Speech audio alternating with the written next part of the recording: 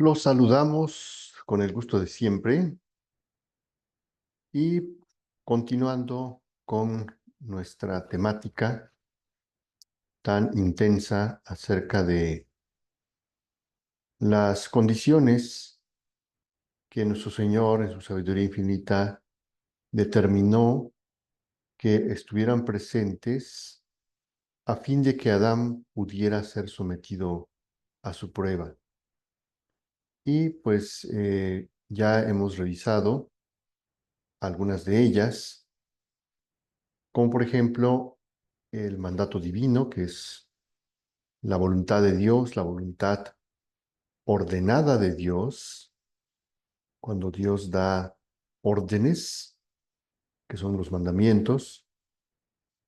Sabemos que a la primer pareja le dio el mandamiento, la orden de que no deberían probar, tomar del fruto del árbol del conocimiento del bien y del mal, que es un mandamiento que cumple una doble función. Por un lado es una orden y por otro lado es una advertencia, porque les dijo claramente lo que ocurriría en caso de que faltaran a la voluntad de Dios.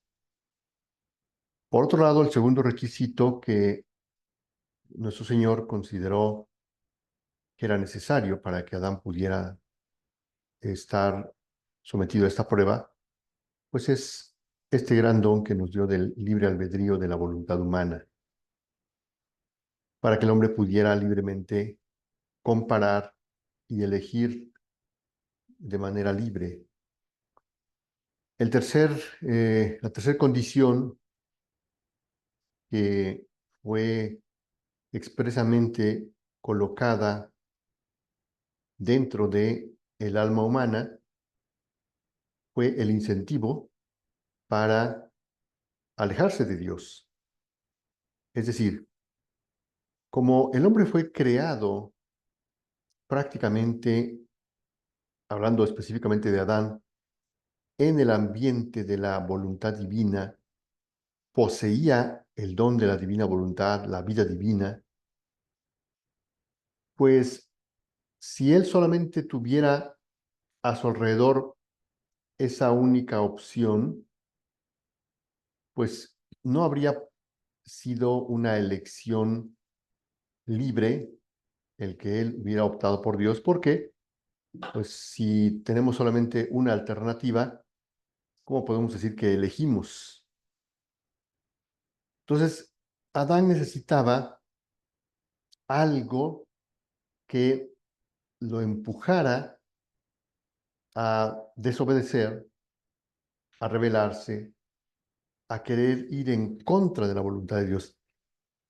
Y la única forma de ello era colocar dentro de su alma lo que el libro de cielo nos describe como las miserias de la voluntad, las miserias del alma humana, que son ese insumo, esa materia prima que necesitamos para poder producir los frutos buenos, que son las virtudes.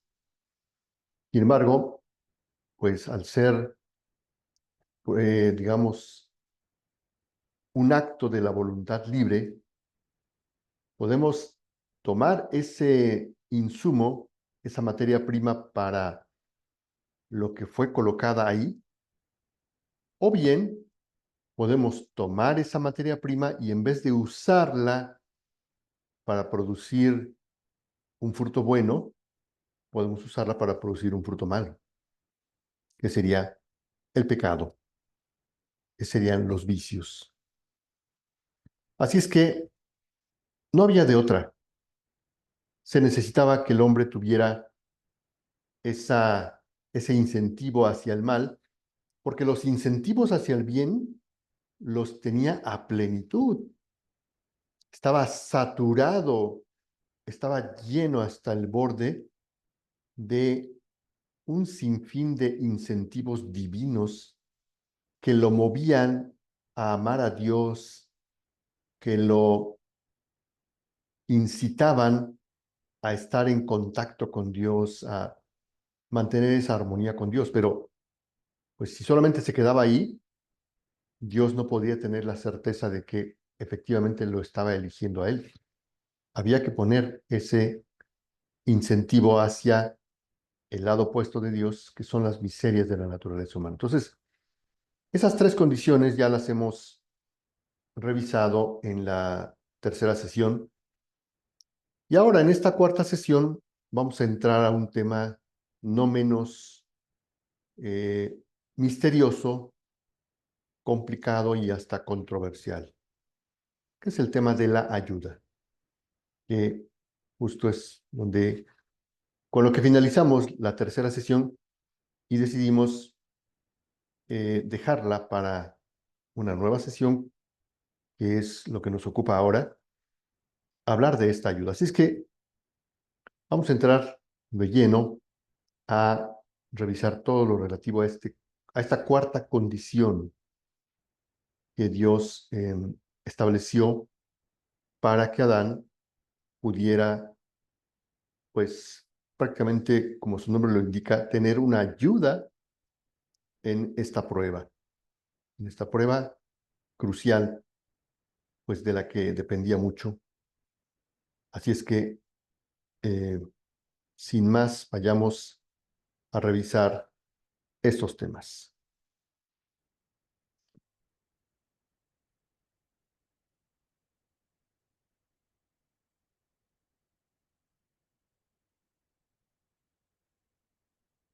Bien, pues, como decíamos, ese cuarto elemento, esa cuarta condición relativo a la ayuda, pues Dios decidió que fuera precisamente a través de su pareja, su compañera, Eva, quien le prestara dicha ayuda. En el libro del Génesis leemos aquel pasaje donde aparece lo siguiente. Entonces dijo Yahvé Dios, no es bueno que el hombre esté solo. Le haré una ayuda semejante a él. Vean cómo claramente en Génesis 2:18, Yahvé, la Sagrada Escritura habla que Yahvé decidió darle a Adán una ayuda. Y todas aves del aire Y Yahvé para Dios que les pusiera formó del nombre. suelo todos los animales del campo y todas las aves del cielo, y los llevó ante el hombre para ver cómo los llamaba, y para que cada ser viviente tuviese el nombre que el hombre le diera. Y todas aves El del hombre aire puso nombres para a que les todos los pusiera nombre. ganados, a las aves del cielo, y a todos los animales del campo. Mas para el hombre no encontró una ayuda adecuada. Así es que la Sagrada Escritura es muy clara. Primero, decide darle una ayuda. Pero cuando Adán tiene frente a sí a todos los animales, todas las especies, claramente dice Dios, no se encontró una ayuda adecuada para él.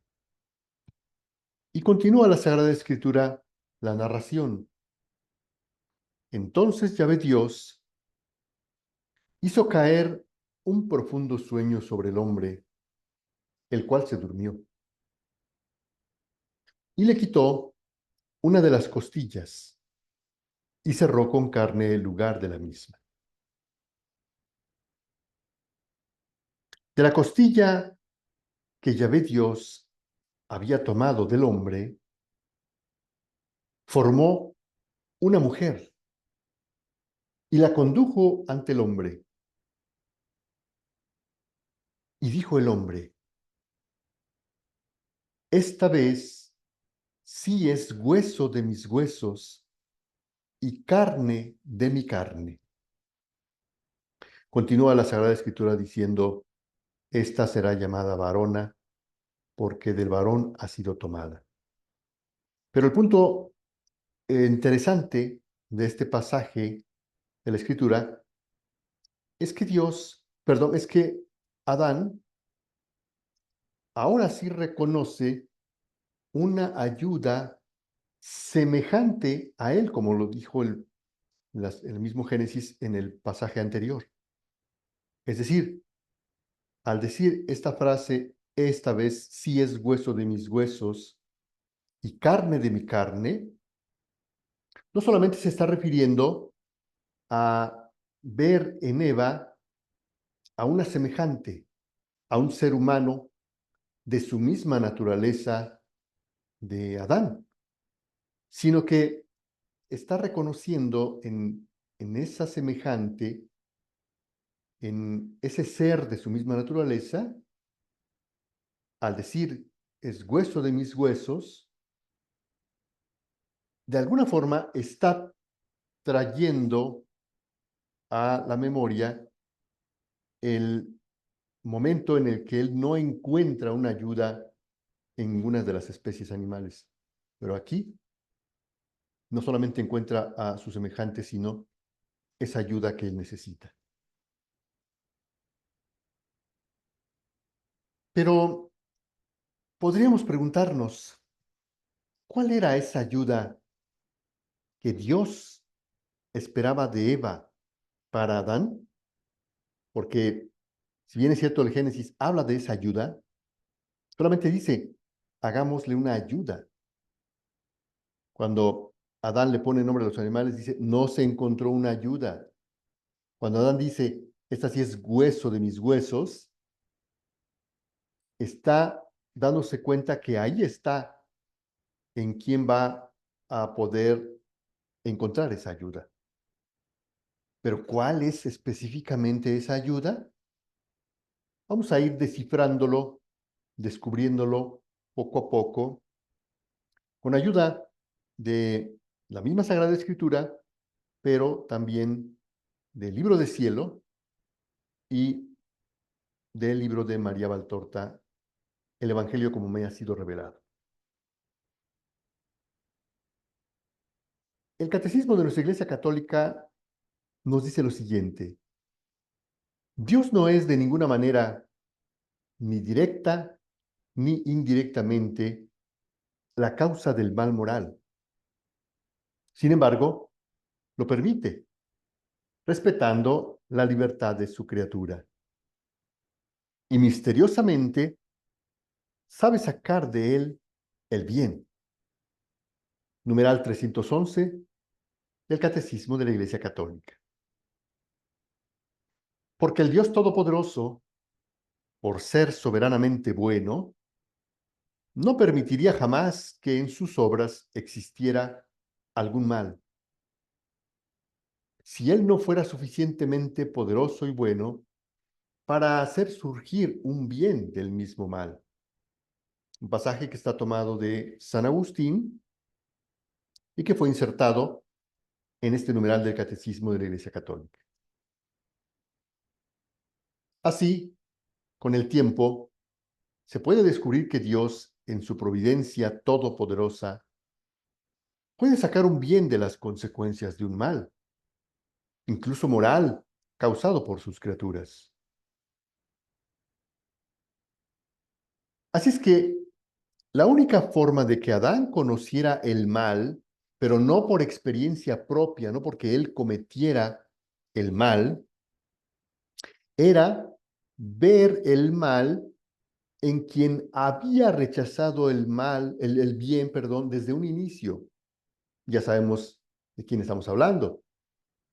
Con haber rechazado el plan de Dios, específicamente el plan de la encarnación, Lucifer rechazó la voluntad de Dios y ahí apareció el mal. Es decir, el plan era que Adán pudiera comparar el bien y el mal. El bien lo veía siempre, estaba rodeado del bien porque era Dios. Pero la única forma de que él pudiera ver el mal era verlo en Lucifer. Por lo tanto,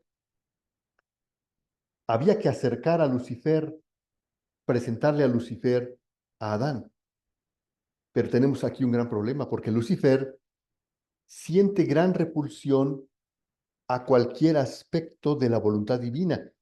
Ya hemos dicho que Adán poseía la voluntad divina, por lo tanto, estamos ante una disyuntiva. ¿Cómo hacer que Lucifer, que es el mal en persona, se acerque a Adán si Lucifer siente esta gran repulsión, gran rechazo hacia la voluntad divina presente en Adán? Por lo tanto, Lucifer no querría acercarse a Adán para tentarlo, porque en Adán vería la voluntad divina obrante, a la cual le tiene gran aversión. ¿Cómo hacer entonces para que el mal en Lucifer se le muestre a Adán y así Adán pueda tener su prueba? Porque entonces podría comparar el bien en el que él vive inmerso, que es el sumo bien, Dios mismo, la voluntad divina, y viendo el mal en Adán, en Lucifer, Adán podría entonces comparar, contrastar ambos polos y decir, no, definitivamente no quiero saber nada del mal tal y como lo veo en Lucifer. Veo en él la rebeldía, el odio, la soberbia, en fin, todo ese cúmulo de pecados que lo llevaron a terminar expulsado del paraíso. Entonces aquí es donde entra la ayuda. Aquí empezamos a descubrir en qué consistía la ayuda que Dios esperaba por parte de Eva para Adán. Ya que Eva no poseía el don de la divina voluntad, porque ya hemos dicho que el plan de Dios era que Adán, una vez que hubiera pasado su prueba, el designio de Dios era que Adán transmitiera a Eva y a toda su descendencia, donde veníamos incluidos todos los de la familia humana. Adán era el que nos iba a transmitir el don de la divina voluntad, empezando por Eva. Eva, si bien había sido creada inmaculada, la llena de gracia, la reina del paraíso, del universo, pero no poseía todavía el don de la divina voluntad. Como hemos dicho, iba a esperar hasta que ese don le fuera transmitido por parte de Adán, a ella y a toda la humanidad. Por lo tanto, Lucifer sí podía acercarse a Eva, porque Lucifer, al no ver en Eva a la voluntad divina, no siente ninguna repulsión al acercarse a ella. Entonces, en esto consistía la prueba. Como vamos a ir desarrollándola poco a poco para entenderla en plenitud, porque este es un tema muy controversial del que se desprenden muchos aspectos que, principalmente en las personas que están conociendo el libro de Cielo, donde, así como lo estamos planteando aquí, no es que así específicamente esté dicho en el libro de Cielo de que Adán era el único que poseía el don, pero Eva no, sino que esto se infiere de todo lo que va diciendo el libro de Cielo acerca de la persona de Adán. Pero tiene mucha correlación, mucho sentido con el hecho de que en la Sagrada Escritura, en el Génesis, es muy curioso que si Lucifer, Satanás, lo que quería era el derrocamiento, la caída de Adán, pues la gran pregunta es por qué se acerca a Eva y no a Adán. Pero vamos a irlo desarrollando poco a poco. La serpiente dijo a la mujer, no es cierto que morirán. Es que Dios sabe muy bien que el día en que coman de él, se les abrirán a ustedes los ojos. Entonces ustedes serán como dioses y conocerán lo que es bueno y lo que no lo es. Ante esas palabras, ante esas palabras que aparecen en el libro del Génesis por parte de la serpiente, que dirige a Eva, ahí es donde está precisamente la ayuda que Dios esperaba de Eva hacia Adán. Es decir, para Eva también esto fue una prueba a la que ella debió haber resistido, porque tenía los elementos para hacerlo, estaba llena de gracia, tenía una vida divina, podríamos decir, en germen, desarrollándose por vía de la gracia, la plenitud de la gracia. Tenía los dones preternaturales, la integridad del ser, la sabiduría infusa, en fin, tenía todo lo necesario para poder haber resistido fehacientemente a la serpiente. Y entonces, en esa lucha que ella debió haber entablado consigo misma para resistir las insidias de la serpiente y al mismo tiempo contra la serpiente para rechazarla, ignorarla, expulsarla incluso del paraíso, en medio de esa lucha, ella habría sido un, digamos, prototipo de una voluntad humana luchando, resistiendo al mal, combatiendo el mal, y ahí Adán habría visto lo que pasa cuando una voluntad humana, cuando un alma es atacada por, en este caso, Lucifer. Entonces Dios esperaba que Eva no hiciera caso a las insidias de la serpiente. Si Eva hubiera obedecido a Dios, Adán habría conocido el mal por la experiencia de Eva al haber sido turbada por la tentación. O sea, lo que Dios esperaba es que Adán viera a Eva turbada, en, enfrascada en esa lucha con el mal, contra el mal, y ahí Adán pudiera reconocer el mal, pero ahora en forma de ese combate espiritual de una alma humana contra el espíritu maligno. Entonces él, viendo eso, tendría que haber dicho, yo no quiero pasar por eso, prefiero quedarme donde estoy, elijo a Dios, no quiero verme en las mismas circunstancias por las que está atravesando Eva, por el hecho de haber escuchado a la serpiente y que la serpiente la ha sumergido en ese estado de turbación de su alma.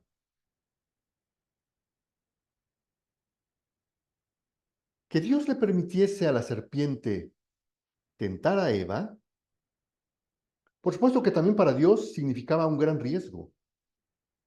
No era nada más el hecho de decir, voy a favorecer que Eva sea tentada para que Adán tenga su ayuda, en el sentido de que Adán pueda ver lo que está pasando en Eva y así él reconozca el mal ahora en un ser humano, sino que esto tenía muchas implicaciones porque también para Dios era un gran riesgo, porque era la oportunidad que Lucifer estaba esperando para destruir la obra maestra de Dios. Así es que lo que estaba en juego, lo que Dios se estaba jugando también con permitir esta voluntad permisiva de favorecer, permitir que todo esto ocurriera, principalmente para Dios era un riesgo enorme, como sabemos que al final terminó siendo.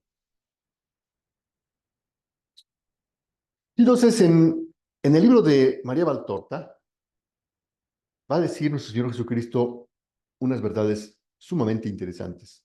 Dice lo siguiente: ¿no se lee en el Génesis que Dios hizo al hombre dominador de todo lo que había sobre la tierra? ¿No se lee que hizo a la mujer como compañera del hombre en la alegría y en el dominio sobre todos los seres vivos? ¿No se lee que de todo podían comer, excepto del árbol de la ciencia del bien y del mal? ¿Por qué? ¿Cuál es el sentido que subyace en las palabras para que domine? ¿Cuál? ¿En el árbol de la ciencia del bien y del mal? ¿Os habéis preguntado alguna vez esto, vosotros, que os hacéis tantas preguntas inútiles y que no sabéis preguntarle nunca a vuestra alma acerca de las celestes verdades? ¿Cuántas verdades os manifestaría vuestra alma si supierais conversar con ella? Si la amarais como a quien os proporciona la semejanza con Dios, que es espíritu, como espíritu es vuestra alma. ¿Qué gran amiga tendríais si amarais a vuestra alma en vez de odiarla hasta matarla? Qué grande, sublime amiga con quien hablar de cosas celestes, vosotros, que tenéis tanta avidez de hablar. Si supierais preguntar a vuestra alma, ella os diría que el significado verdadero, exacto, vasto cuanto la creación de la palabra domine, es este: para que el hombre domine todo. Sus tres estratos: el animal, el estrato moral y el espiritual, a los tres estratos del interior del hombre. Para que el hombre oriente sus tres estratos hacia un único fin: poseer a Dios. Poseerlo, mereciéndolo con este férreo dominio que tiene sujetas todas las fuerzas del yo, haciéndolas esclavas de esta única finalidad. Es decir, refiriéndose a esos tres estratos que deberían estar sujetos al yo: merecer, poseer a Dios. Ese metafórico árbol pone en evidencia esta verdad. Dios había dicho al hombre y a la mujer: conoced todas las leyes y los misterios de la creación, lo que mencionamos hace un momento como la ciencia infusa. Es uno de los dones preternaturales que poseían tanto Adán como Eva. Pero no pretendáis usurparme el derecho de ser el creador del hombre. Para propagar la estirpe humana, bastará el amor mío que circulará por vosotros. Y sin libidine sensual, solo por latido de caridad, dará vida a los nuevos hombres como Adán de la estirpe. Todo os lo doy. Solo me reservo este misterio de la formación del hombre. Satanás quiso quitarle al hombre esta virginidad intelectual y con su lengua serpentina hechizó y halagó miembros y ojos de Eva, suscitando en ellos reflejos y sutilezas que antes no tenían porque no estaban intoxicados de malicia. Ella vio y viendo quiso probar. Había sido despertada la carne. Ah, si hubiera llamado a Dios, si hubiera corrido a decirle: Padre, estoy enferma. La serpiente me ha halagado y me siento turbada. El Padre la habría purificado, la habría curado con su aliento, pues lo mismo que le había infundido la vida, podía infundirle de nuevo la inocencia, quitándole el recuerdo del tóxico serpentino. Es más, introduciendo en ella una repugnancia hacia la serpiente, como le sucede a los que han sufrido una enfermedad, que una vez curados, sienten hacia ella una instintiva repugnancia. Pero no, Eva no va al Padre. Eva vuelve donde la serpiente. Esa sensación le es dulce. Viendo que el fruto del árbol se podía comer y que era bonito y de aspecto agradable, lo cogió y comió de él y comprendió. Ya la malicia había penetrado y le mordía las entrañas.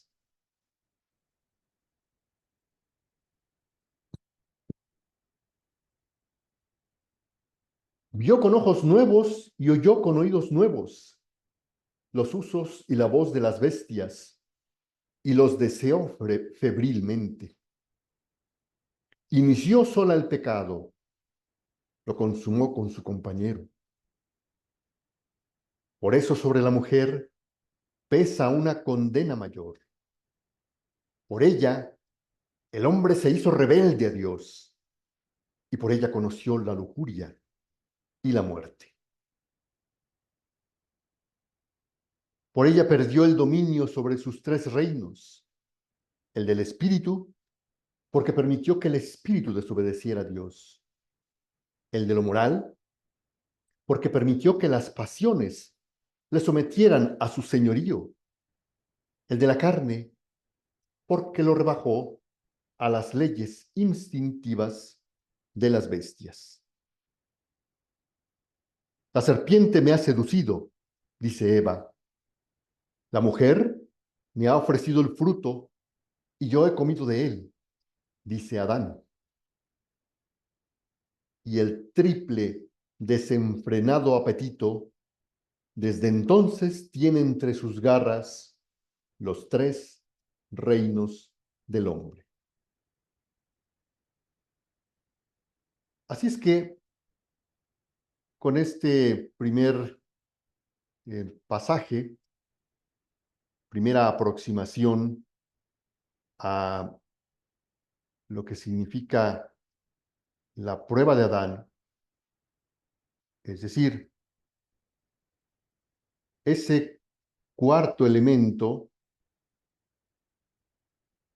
esa ayuda que Adán necesitaba y que de alguna manera podríamos decir Dios hubiera querido que sucediera algo, como decimos coloquialmente, se lograran matar dos pájaros de un tiro. Porque por un lado, Eva habría también tenido una circunstancia de prueba, que de hecho lo fue, y que también tuvo la posibilidad de pasar su propia prueba. Y el haber pasado su propia prueba, de alguna manera, habría al mismo tiempo servido como esa ayuda que Dios esperaba que Adán recibiera por parte de Eva, para que él, a su vez, tuviera ese escenario opuesto a lo divino, opuesto al bien, que es el mal, y entonces tuviera los elementos de juicio para poder comparar y elegir libremente. Por supuesto que Dios esperaba que eligiera el bien. Vamos a, por supuesto, a seguir profundizando en esto porque hay todavía algún material adicional, principalmente tomado del libro de María Valtorta, pero también del libro de Cielo. Hay algunas otras verdades magníficas que Jesús nos enseña en el libro de Cielo acerca de las causas por las cuales pecó Adán. Porque ahorita nos concentramos más en Eva, en ver lo que sucedió, las características, las circunstancias, eh, digamos, el perfil de la persona que lleva, va orillando la situación hasta que provoca toda esta catástrofe. Pero ya de alguna manera, en la parte final, pudimos ir reconociendo algo que también le vamos a dedicar su eh, respectivo tiempo y espacio para profundizar, que son todas las repercusiones que tuvo al principio y a lo largo de todos los siglos esta caída de Adán. Ya vimos cómo la primera inmediata repercusión es el haber perdido el dominio sobre los tres estratos del alma humana, sobre el cual pues también podríamos abundar muchísimo, pero lo haremos, dejaremos esa profundización de lo que significa este daño, daño tan terrible, tan severo, que se va a, a ocasionar, que se va a producir en el interior del hombre, en esto que Jesús habla en el libro de María Valtorta como los tres estratos de el alma humana, de la parte espiritual. Bien, pues con esto concluimos esta cuarta sesión, invitándolos como siempre para que nos sigan acompañando en las subsecuentes sesiones de este fascinante, si bien terrible y triste tema de la caída de Adán, que pues por supuesto nos involucra a todos. Hasta la próxima.